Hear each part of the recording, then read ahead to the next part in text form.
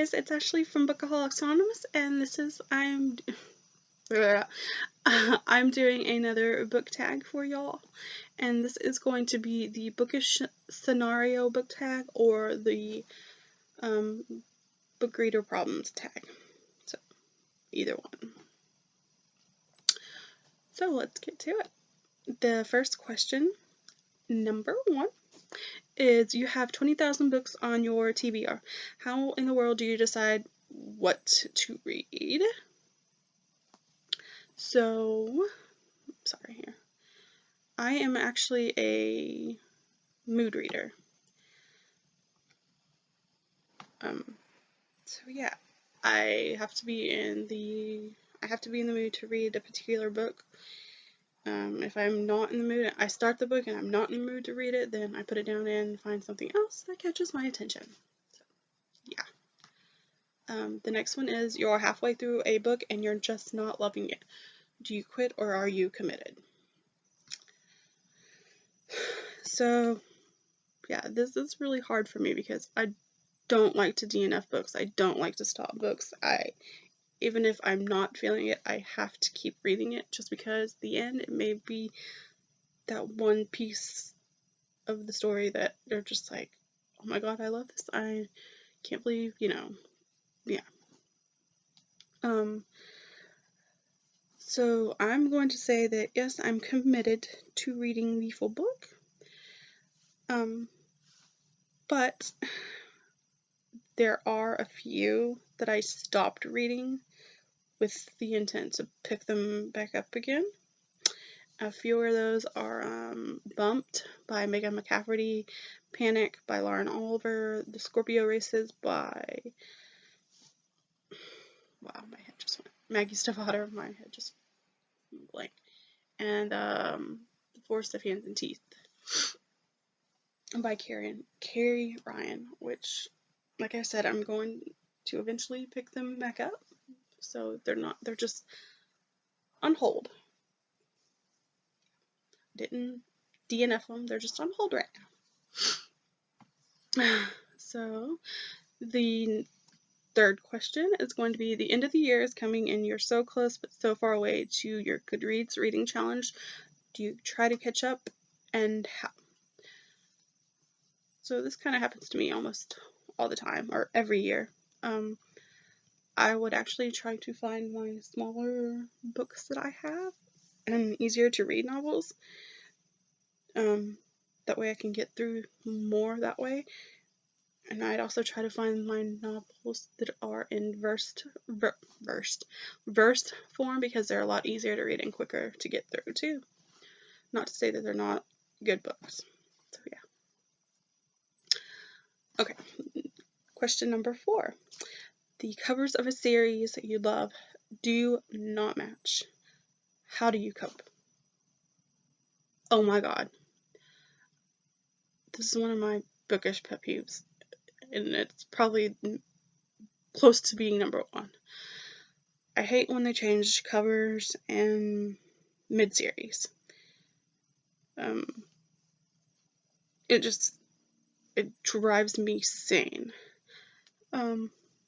Because, I mean, when you look at them, they have to look pretty next to each other, and if they're different covers or they're different sizes, it doesn't work. I'm just like, this sucks. But I deal with it the best way I can. And yeah, I mean, you gotta deal with it. I mean, they didn't ask for your opinion, so hey.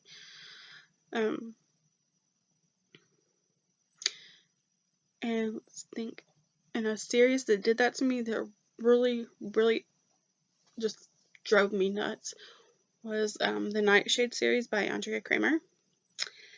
And like, the first book was gorgeous. I loved the cover. It was shiny, it was purple, and it didn't look like all the rest. Well, I mean, it looked like the rest of the books, but it didn't, I don't know how to explain it. Because when they changed it to the new cover to me looked more like a, I don't know. It didn't feel right. So I love the first book, and actually the second book, the arc of that book was the same kind of cover as the first book. It was green and shiny and kind of mashed well together with the first one. But of course, when the second book actually came out, they had already changed the cover. So, and yeah, that is one arc that I would just love to find because I loved the cover on it. So yeah, that is my little rant for this. So question number 5 is, everyone and their mother loves a book you really don't like. Who do you bond with over shared feelings? So the book that I didn't really like that everyone else did, I might have to hide after this answer, but it's the Hunger Games by Suzanne Collins. It wasn't for me. So I'm not really sure I could find anyone who didn't like it because everyone's always glowing about it and going on.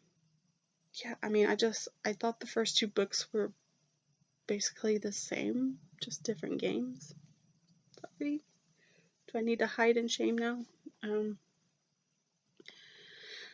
So yeah, question number 6 is, you are reading a book and you're about to start to cry in public. How do you deal? I suck it up like a big girl that I am. I actually don't think I'd start crying over a book because I don't really do that. There's a very, very few books that I've come close to crying, just because they hit me hard, I guess. I don't know. Those books were, if if I stay by Gail Forman, I just went blank again. My mind just whoop.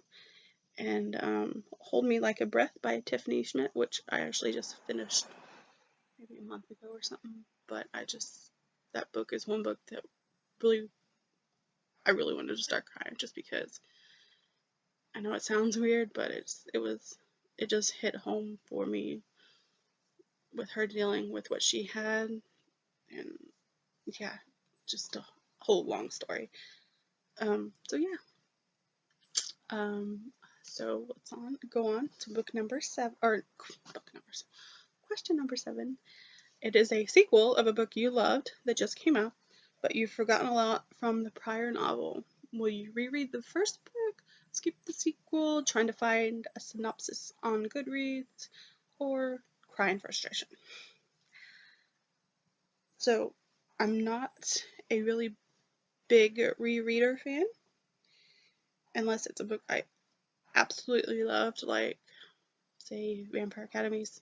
I will read that book no matter what because I just love the series. So I would probably just go ahead and read the sequel because more than likely it'll explain the major points from the first book, I would think, maybe, or you can probably get more of a feel as well in the second book. That's kind of what happened in the first. So, question number 8 is, you do not want anyone borrowing your books. How do you politely tell people no when they ask? So yeah, I just flat out say no. I mean, yeah, if you're close enough to me to ask me to borrow a book, then you know how protective I am of them. So more than likely, I'm going to say no regardless. It doesn't matter if it's no. These right here are my babies, my life. So yeah, I wouldn't want anything to happen to them. And if you don't know me, then ask my darling husband, and he will tell you that I am very protective of my books. I mean, yeah. So, yeah. Question number 9 is, Reading ADD. You've picked up and put down 5 books in the last month. How do you get over your reading slump? So yeah, like I said, I'm a mood reader. So if I'm not feeling it, I'm gonna put it down and start a new one. There's no way for me to get over that. I mean, it's just how I am. I do make my TBR time videos every month, and I really try to stick to the books that I put on those, because at the time those are the books that I really want to try to read. But sometimes it doesn't happen and I throw in 1 or 2 other books. So it just really depends. I mean, hey, we've all been there. We know what it's like. So yeah. Question number 10 is, there are so many new books coming out that you're dying to read. How many do you actually buy? Well, unless it's a book that I've pre-ordered for like a pre-order deal or something, then I really don't buy those books right away, because I kind of wait to see what I get in maybe my Bookish monthly subscription boxes I have, or I wait to see if they go down in price, or I wait to see if maybe they're like the Kindle deals of the day. So yeah, there's a lot. I wait. I don't go up and buy them. So question number 11. That's not 2, that's 11. After you've bought the new books, you can't wait to get to, how long do they sit on your shelf before you get to them? I am sad to say that they'll probably sit there a while.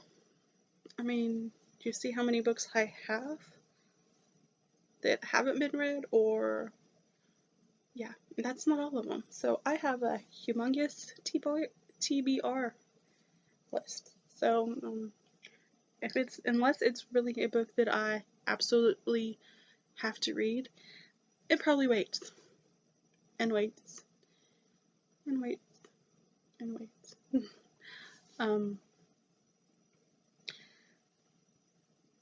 Yeah, I mean, you look on here and there's probably books from 2011 that I had to have at the time, but are still sitting there and I haven't read them.